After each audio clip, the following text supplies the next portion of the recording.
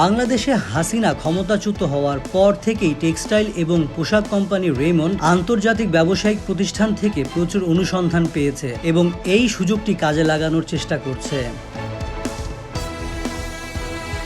রেমন্ডের chairman এবং ব্যবস্থাপনা পরিচালক গৌতম সিংহানিয়া বলেন, আমরা আশাবাদী, আমরা প্রচুর অনুসন্ধান দেখছি, এতে কিছুটা সময় লাগবে, তবে আমরা অবশ্যই ইতিবাচক সংকেত পাচ্ছি। রেমন্ডের জন্য ভারত বেশি উপযুক্ত, কারণ এখানে পুরো সরবরাহ চেইন ভালোভাবে কাজ করে।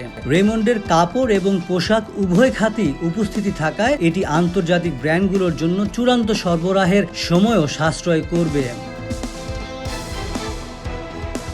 যদিও ভারতীয় শ্রমের খরচ বাংলাদেশের তুলনায় বেশি হতে পারে, পুরো পরিস্থিতি দেখুন।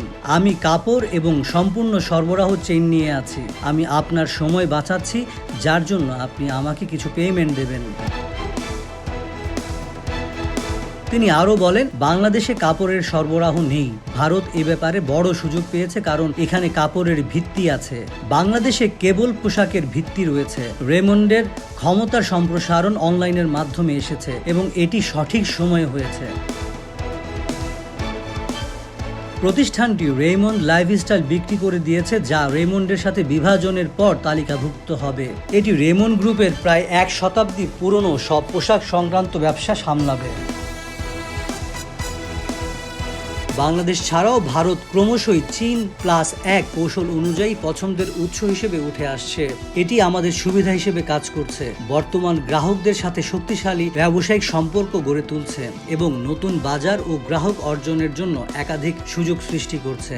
ভারতীয় পোশাকের গুণমান চীনের চেয়ে ভালো বলে উল্লেখ করেছেন সিংহানিয়া। রেমন্ডের পোশাক ইউনিট একটি হোয়াইট লেভেল প্রস্তুতকারক, যেটি শীর্ষ আন্তর্জাতিক ব্র্যান্ডগুলোর জন্য উচ্চমানের পোশাক সরবরাহ করে।